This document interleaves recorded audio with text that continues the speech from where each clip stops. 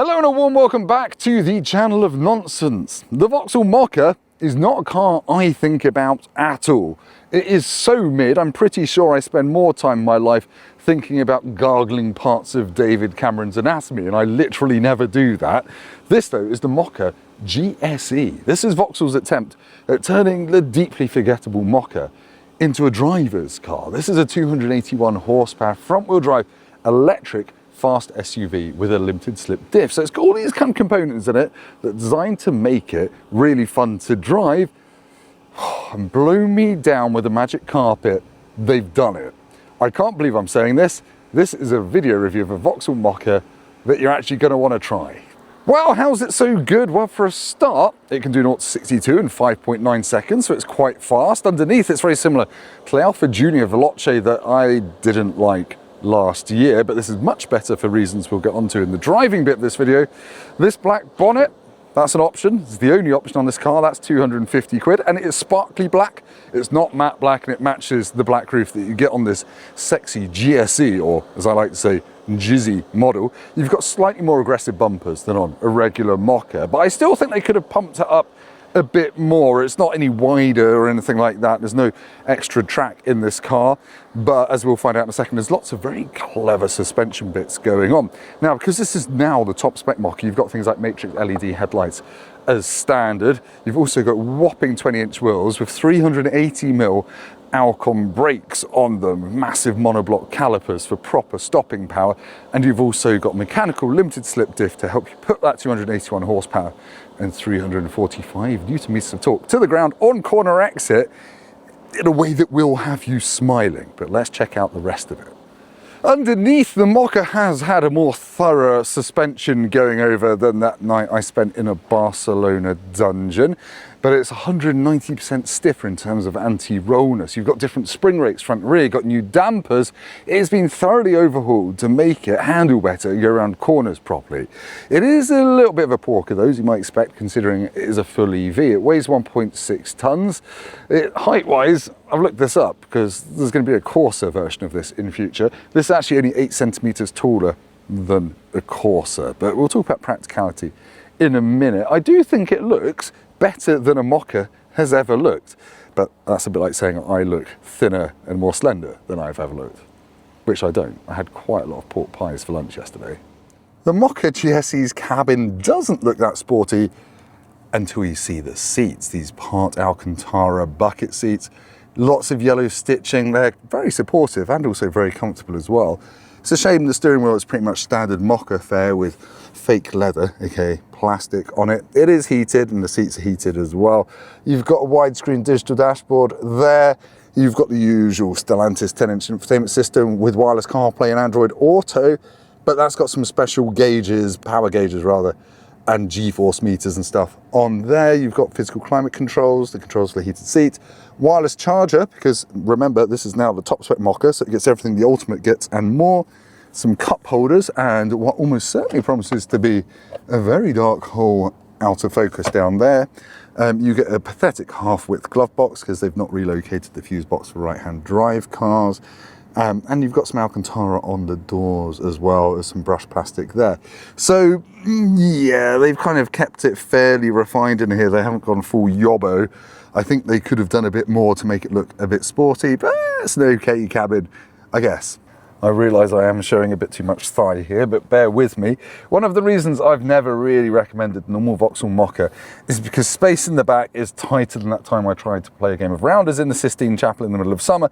It's just too cramped in here, really no knee room. That's my driving position, I am 6'3", and headroom, my head hits the roof if I sit up straight and my feet barely fit under the seat. And this has got bucket seats which just take up even more of what little room it had. You've also got a big lump in the middle of the floor and 2 USB-Cs.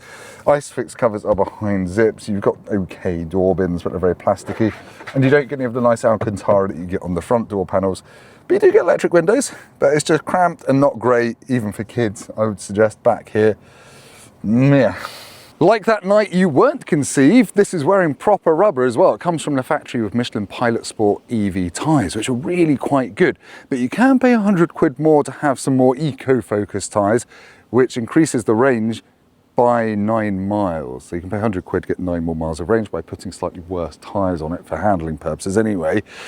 Official range is 201 miles though, so you're really going to get 170 miles out of this, probably less when you're hooning it. So 51 kilowatt hour battery, it is what it is. It can't fast charge very fast either. It can only fast charge at 100 kilowatts, which means it takes about half an hour to get from 20 to 80%.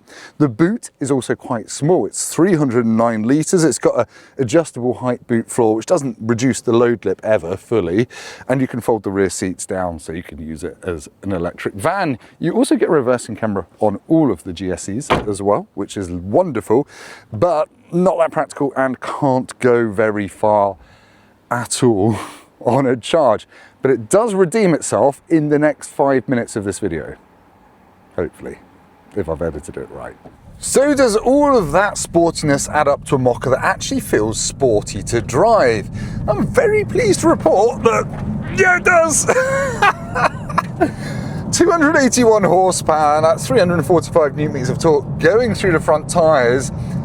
It feels kind of scrappy and I like it. You sense that differential really tidying things up a bit and pulling you out of corners. You end up going really quite fast and it's properly engaging to drive as well as the steering wheel pulls you this way and that, just slightly torque steering with that diff working overtime to distribute the torque. It is actually really interesting to drive. Yes, it's an electric car.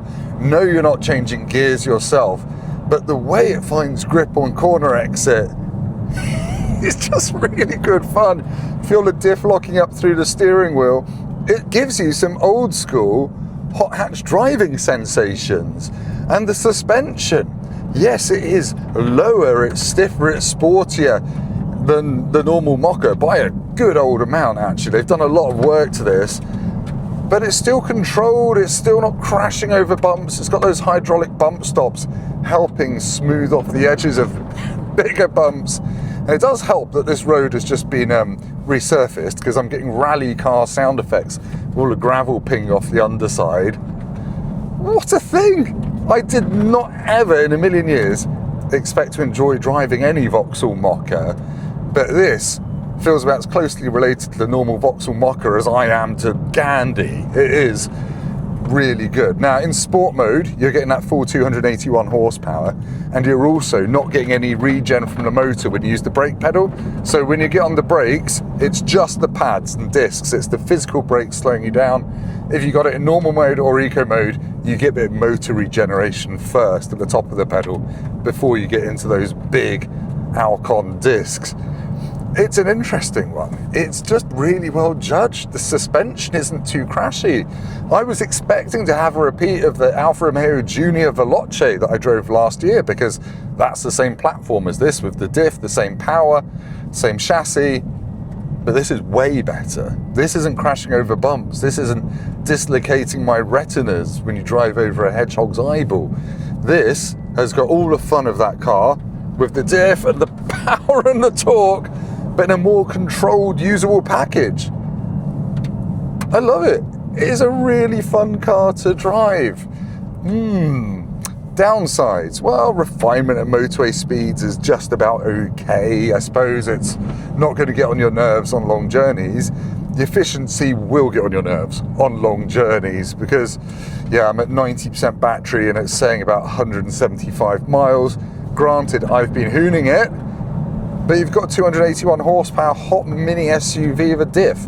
What are you going to do? How are you going to drive it? Like a bumhole. You're going to drive it like a bumhole, and then you're going to use all of your electricity, and you'll get a real world range of about 150 miles if you're properly going for it. But I have to say, Vauxhall and Opel chassis engineers and the powertrain people have created something surprisingly coherent as a performance car. There's no real weak area to it. Everything works. The steering has been completely redone. New steering knuckle, new tuning on the rack. Don't get much feel, but it goes where you want it to, and it gives you just enough sensation of how much grip you're going to have. It is properly surprising. You can floor it out of junctions, and it hooks up and goes with a bit of tugging at the wheel. You do get some traction control intervention on looser stuff, but the diff mostly does the work mechanically. Can you tell that I'm really enjoying this? Because I am. As a thing to drive, the Mokka GSE is really quite fun. I see why they've made a one-make rally series out of these. It's cool. I want to go and try this on like a loose gravel track or something. Anyway, sorry, sensible stuff. The mirrors are a decent size. To be out the back's actually okay. You've got a reversing camera as standard. I've just killed a butterfly. It's going to be easy to live with, other than a slightly dawdling fast charge speed of 100 kilowatts, but you know, this platform is reasonably old now, waiting for Stellantis to come out with some kind of faster charging battery than we've currently got in this.